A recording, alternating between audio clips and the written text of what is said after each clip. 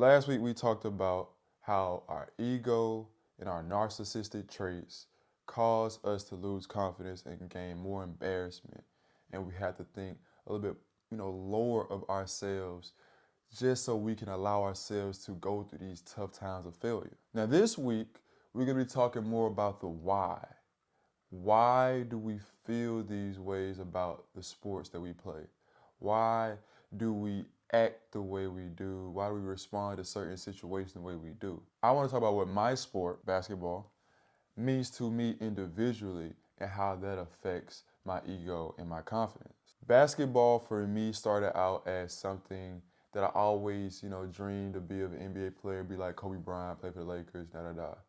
And then when I actually started playing basketball, it became a way for a young, shy, timid kid to gain popularity of friends and acceptance because I necessarily didn't feel that way before I started playing basketball and before people knew I played basketball. I was a good student, good kid. I had friends, but it wasn't to the level of like really connecting with my fellow classmates and students. But once they learned that I played basketball and they started to see me play basketball and I became better at it each year, especially throughout high school when I became, the guy, that was my introduction to the emotional side of basketball and how it made me feel. Basketball was not just a game I like to play and compete and have fun with. It was my means of acceptance, my means of a status, my way of thinking, more highly of myself, creating self-esteem, creating that ego. Because like I said before, I was a shy, timid kid. And because of that, a lot of my emotions that I receive from playing the game of basketball are still somewhat tied to that kid that played and felt so good about gaining new friends and gaining new respect from people. And that's something I had to learn. And, I'm a very reflective person. I thought about it and I realized that was something uh, that affected me. And it's something I always got to be aware of, especially like going to new teams all the time and having new teammates. I can sometimes struggle with how my teammates perceive me. Like if they never played with me before, they never seen me play a lot of times outside some highlight clips here or there, then when I'm not playing well or if I start off slow, my perception of how they think of me as a player can like hinder me, get into my own head because I don't feel like they believe me, they respect me, they like me, or whatever the case may be. And the case may be different for everyone out there, but that's my specific case. So anyone that's watching this, I would task you to look back into your first, interaction with the sport that you play. Like, how was it? Like, what did it do for you? What type of person you were before you started playing the sport? And just start trying to connect these dots and figure out that relationship you have with your sport and your self-esteem and your perception of yourself. And to go along with me figuring out that my teammates' perception of me and my relationship with them affected, my perception of myself and how I feel and my confidence, I also look back into my my character traits as a young kid into a young adult. And I was always a well-behaved, um, disciplined kid. And that is a result of me being raised well with my parents and learning to respect authority and be coachable, be a good child, a good, a good student, all those things, together. However, on the flip side of that, there is this thing that I have developed and a lot of people develop, which is the tendency to want to please your parents or please the people with authority or in charge of you, whether it's your teachers, your coaches, whoever the case may be. That's not a good trait in the sports world. No matter what you do, people always gonna have something to say. You have to be the one that's satisfied with your performance. I don't care if your coach thinks you're playing well. I don't care if your teammates think you're playing well. The GM, agents, you have to be the one that's satisfied with your performance. Because at the end of the day, it's your career. You only get one shot at it. And to go into more depth about that people pleasing thing that I realized I had, I saw that it's common in people that have good backgrounds that come from good families. A lot of times the guys that are disciplined, hard working, don't cause too much trouble, coachable, come from good parents. And college coaches especially love to find kids that come from good parents because they can coach them.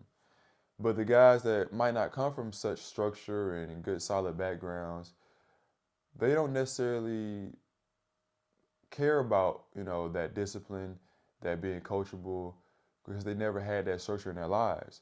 And those guys are kind of at an advantage when it comes to this aspect of the mental psyche of an athlete. Because, like I said before, you can't care about pleasing people, you can't care about messing up mistakes. And guys that don't care if their coach gets mad at them for missing a shot or making a bad play or not following the assignment, whatever the case may be, can get on to the next play or can just get through those moments better a lot of times than guys that have been so long, the guys that are good kids, follow orders, do the things the right way. So you will see like a lot of like really good players, really amazing players that have so much talent and so much creativity on the court. They kind of get that because they didn't have that structure or that person that stopped them from, trying to like go outside the box. The guy or girl with all the discipline and structure was more so forced to be inside the box and not take those risks and not rock the boat. So a lot of times the guys that are like the star players end up being the guys from the hood or from these bad situations because they never cared about the authority figure and trying to please them. They just play the game how they want to play the game.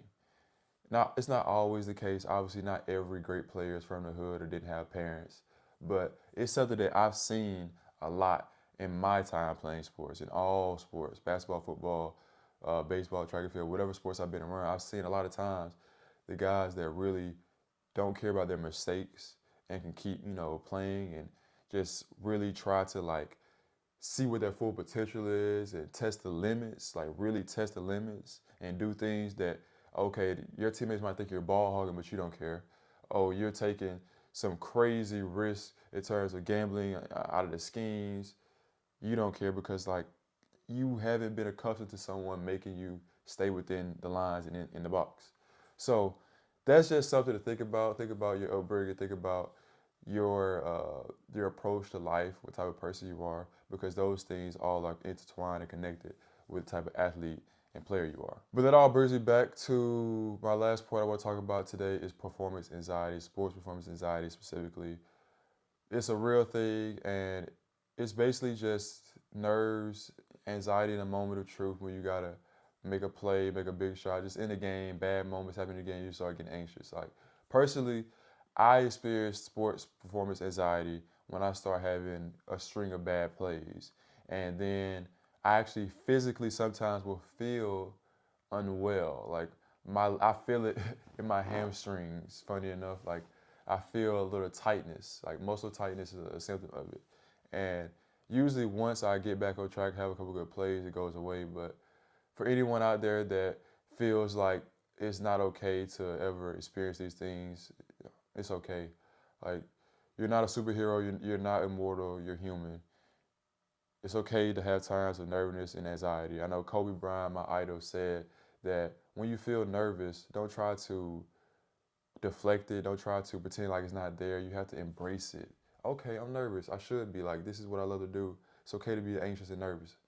But once the game starts going and you start playing, it all goes out the window. So don't listen to what the media figures and big time media, ESPN say about, oh, he's not clutch. Like, don't worry about that. Like in those times, everyone feels a little bit nervous here and there.